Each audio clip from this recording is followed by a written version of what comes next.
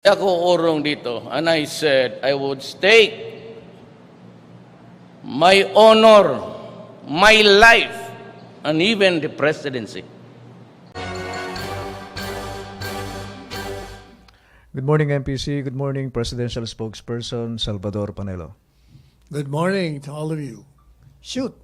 Question, MPC. Ate Rose. Mic, please.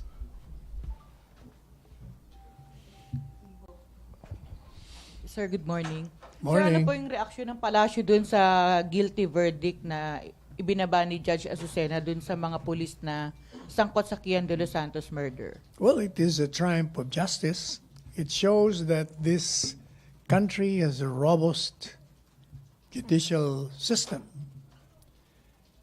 It also shows that in the solemn speech of the president the first time, he said, when he declared war on drugs, those who will abuse their authority will have hell to pay. And in this particular case of Kian, if you recall, it was the president who ordered immediately the relief, the arrest, and the detention of the policemen involved immediately after he viewed the video showing that obviously there was a salvage in that incident.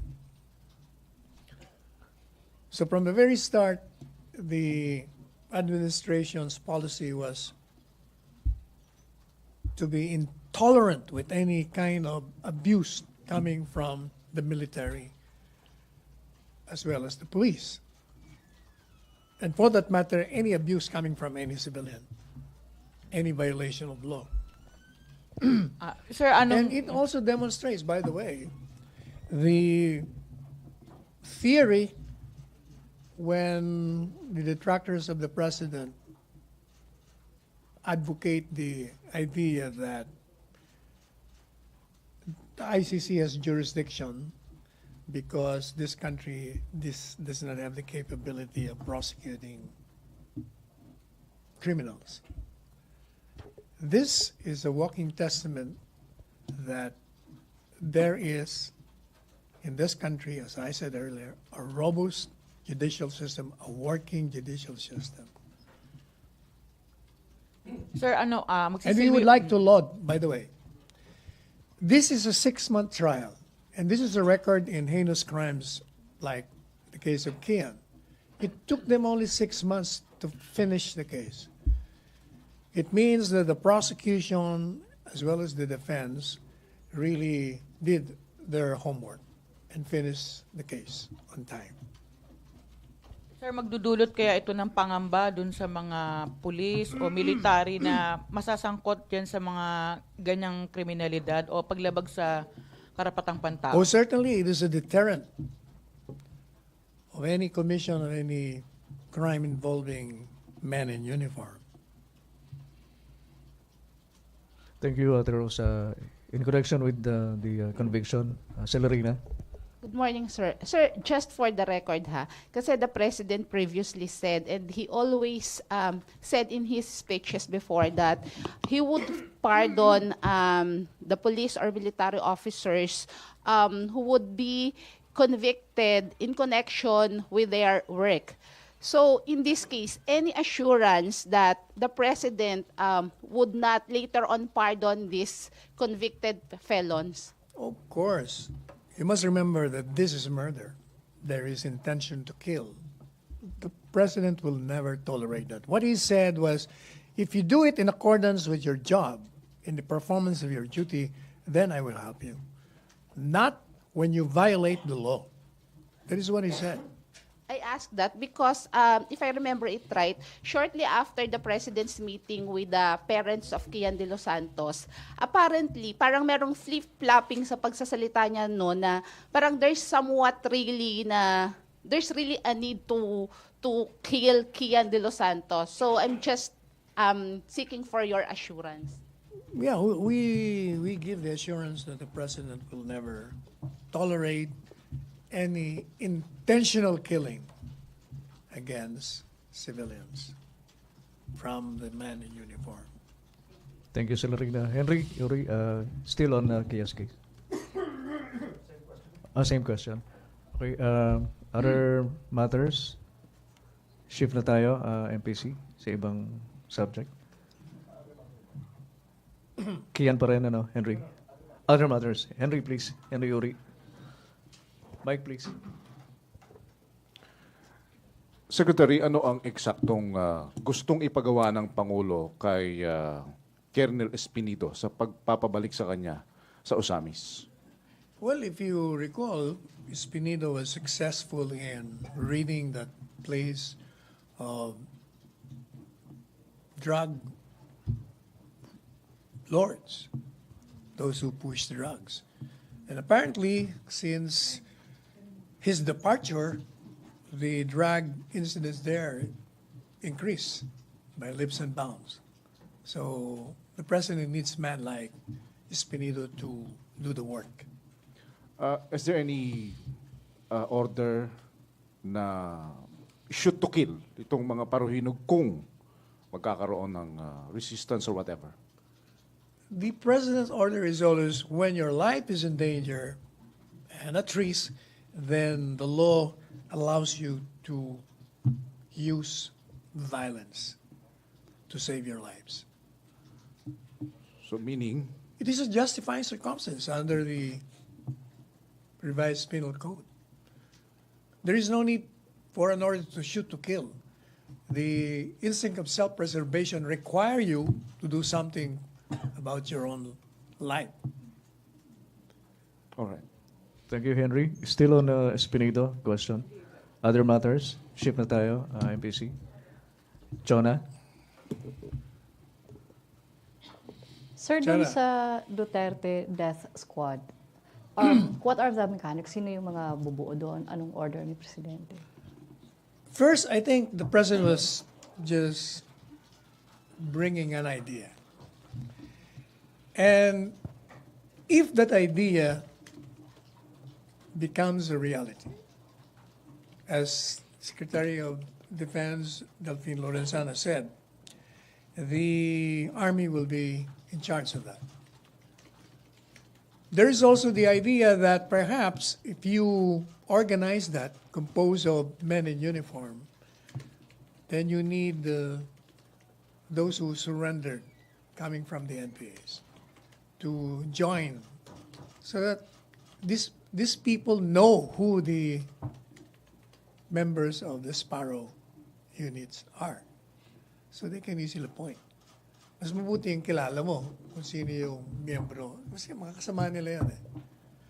So you will minimize yung sinasabi nilang baka kung sino-sino lang ang... Hindi naman po pwede yun eh. The president will not allow that.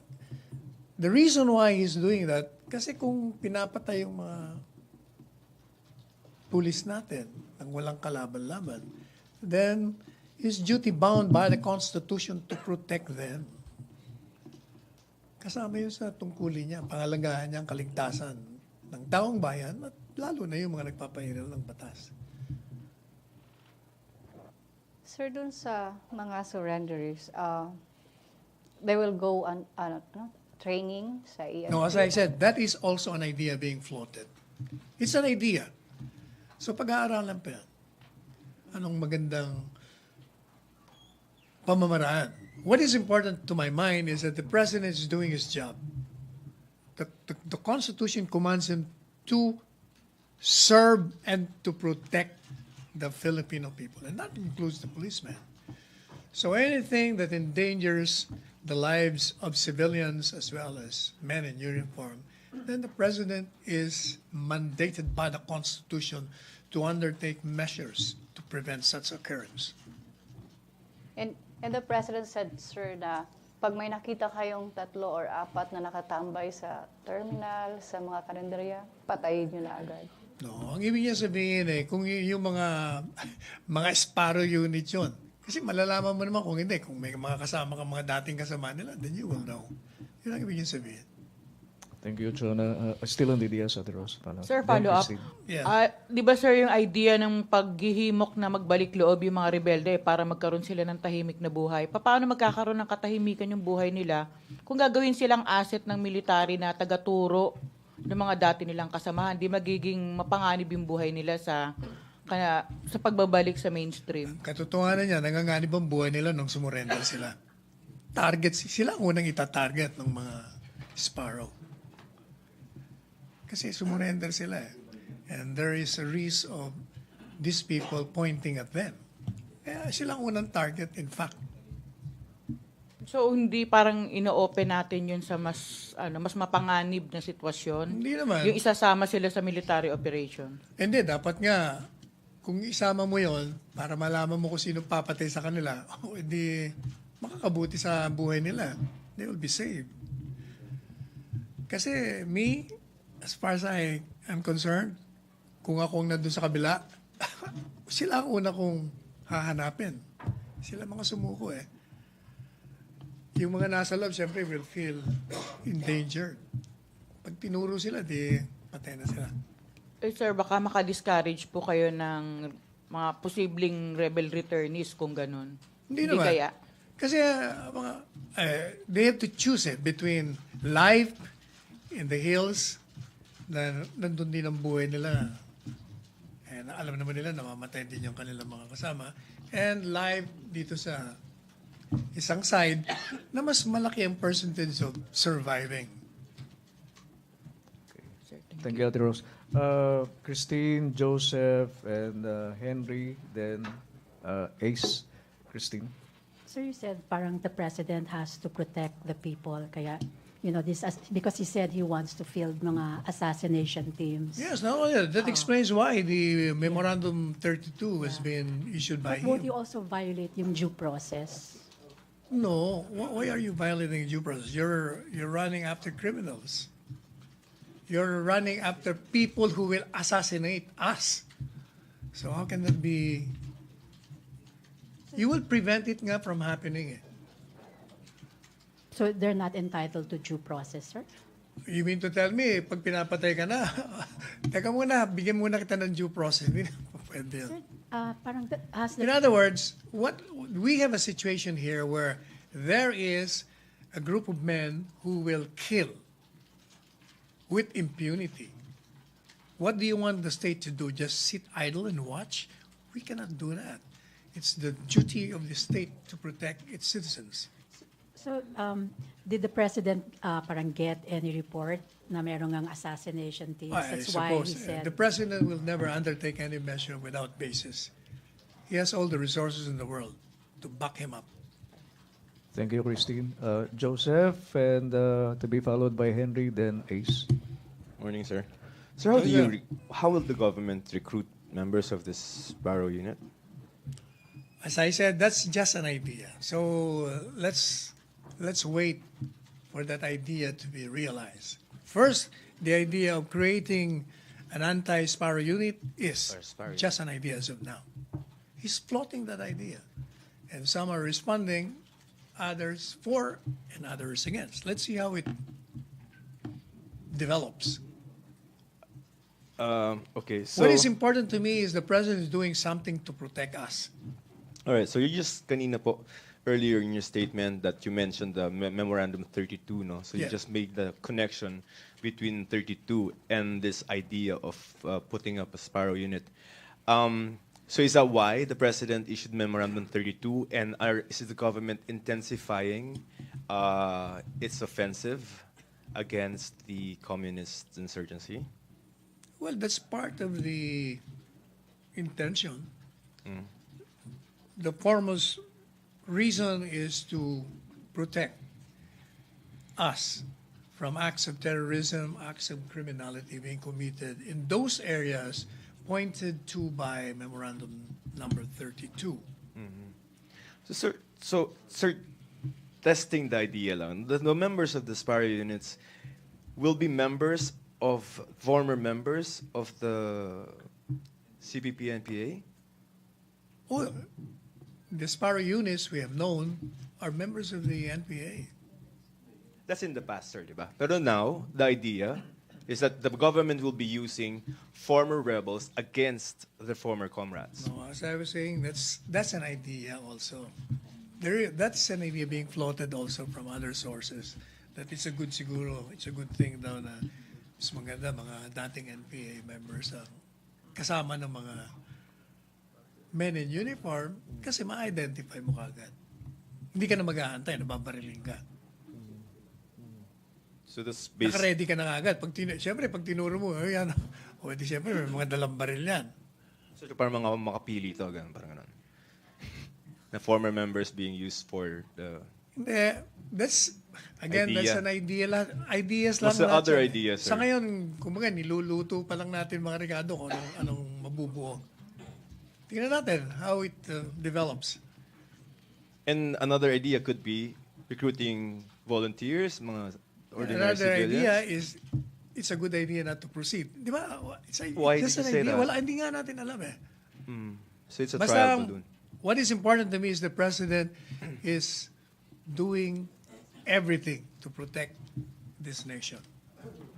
So, balik lang ng konti, sir, sa Paruhinog. So what does the president know about the Paruhinogs that he made it, he decided to bring back Espinido there? Eh kasi nga, di ba, yung incidents doon nung umalis daw si Espinido lumala. Lumala in what do you Lumala mean, sir? yung incidents of drugs. What else, sir? Kumalat. Kumbaga hindi na maganda yung sitwasyon doon, kaya kailangan bumalik siya doon. And when the president Maganda yung said, kanyang pamamaraan siguro doon. okay, when the president said, scrape this place clean, what did he mean by that?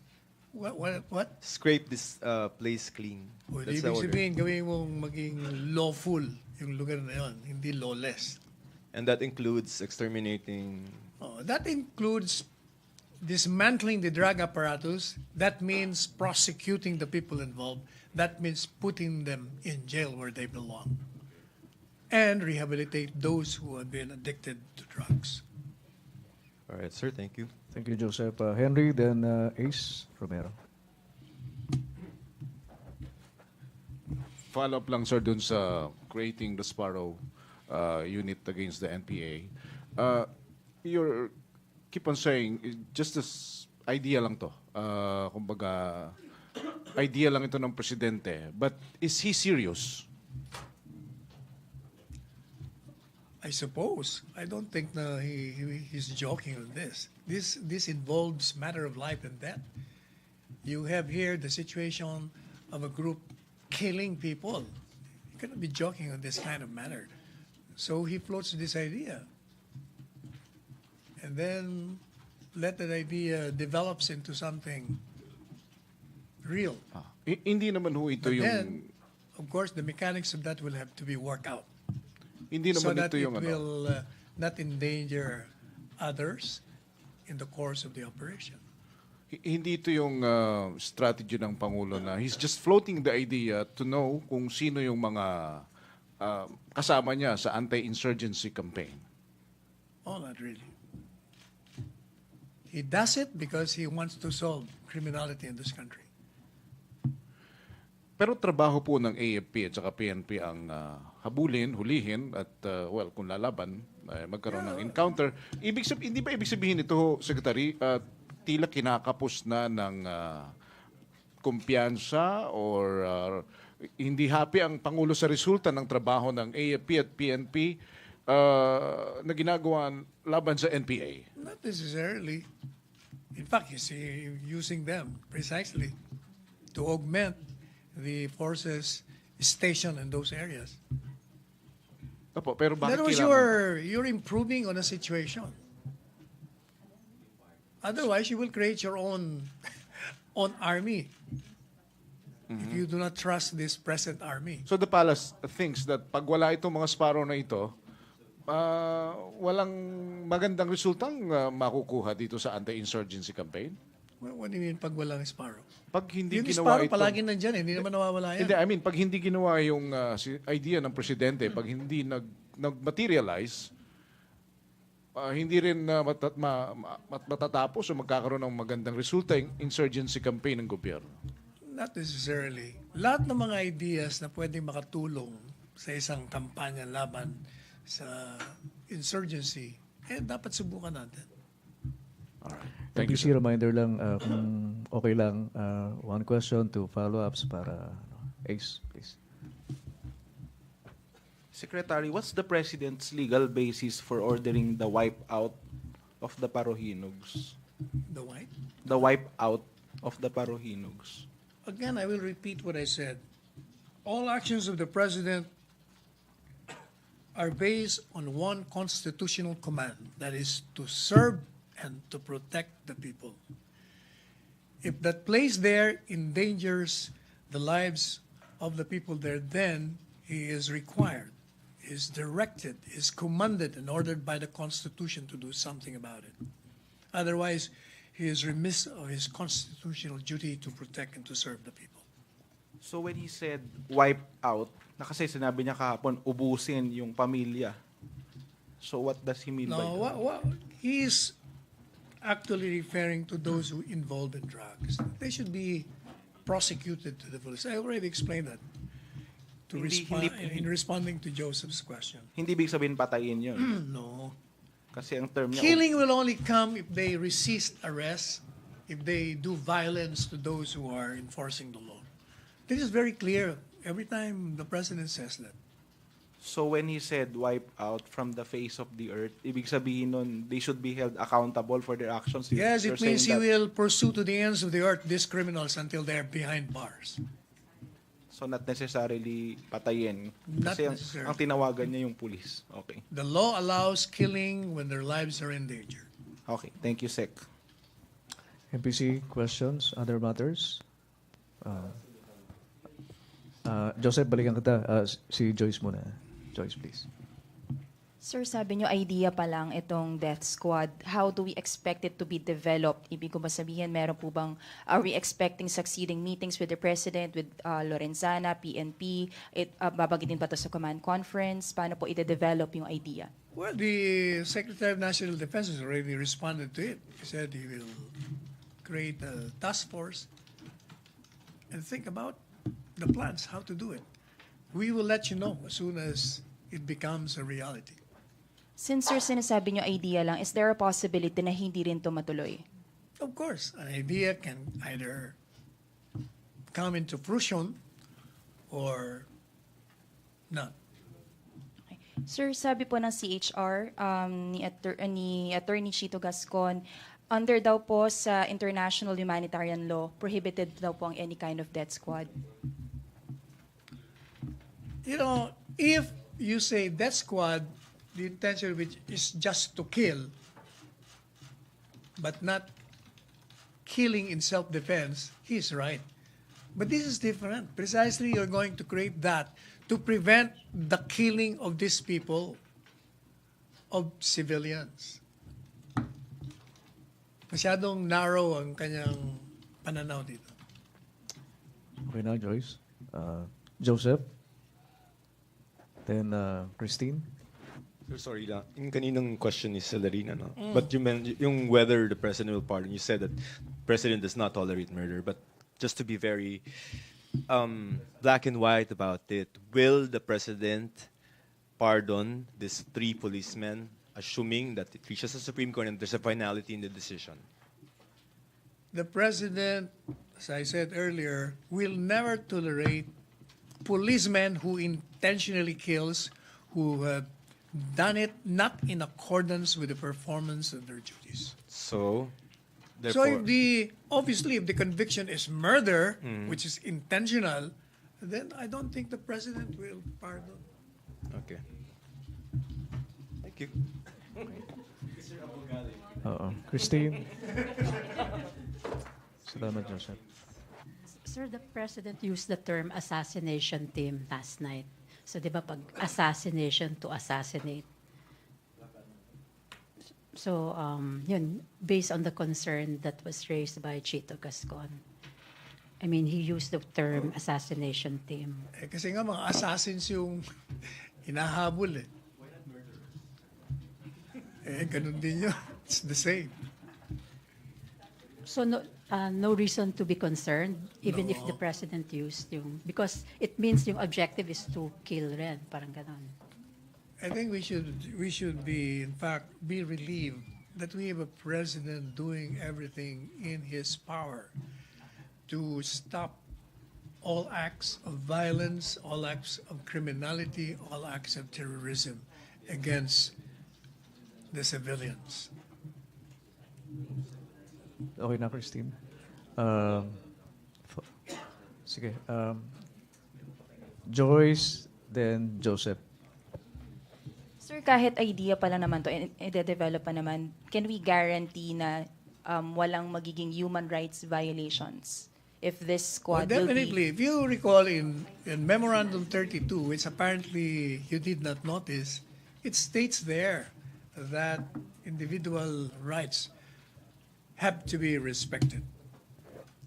But sir, this formulation of the squad is not part of the memo itself.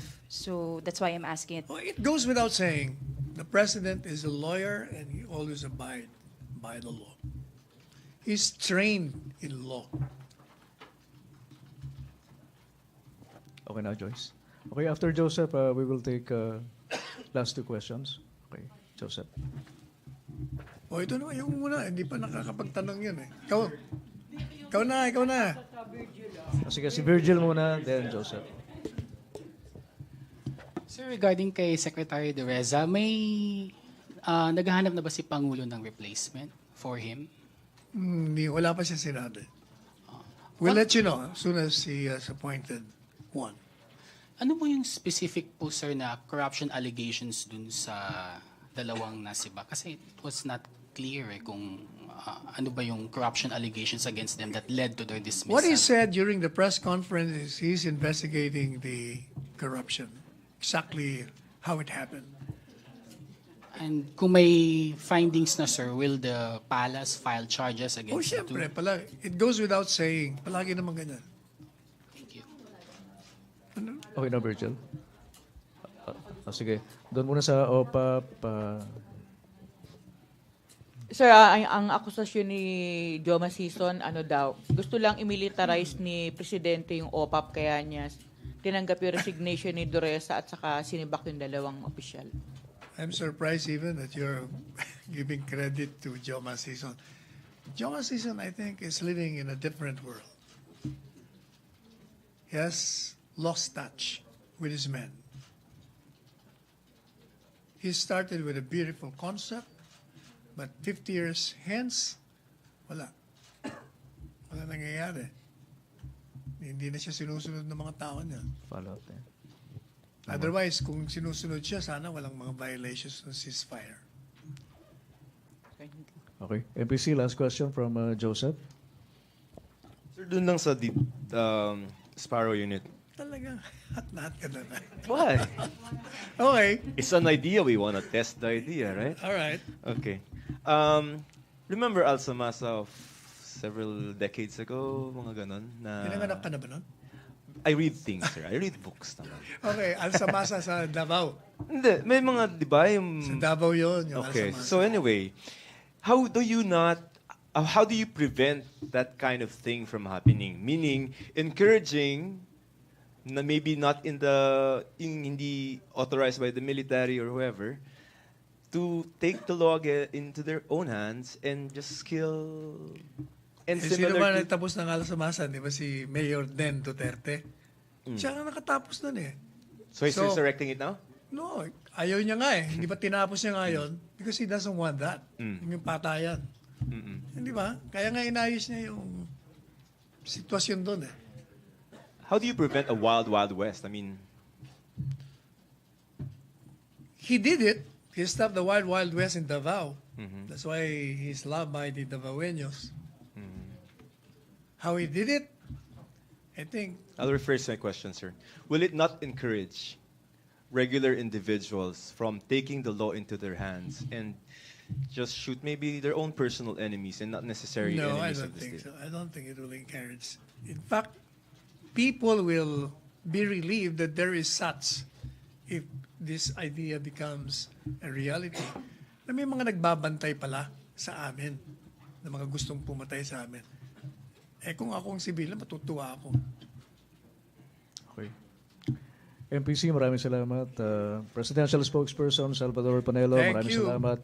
Ladies and gentlemen. Balik tayo sa Radyo Pilipinas and PTV.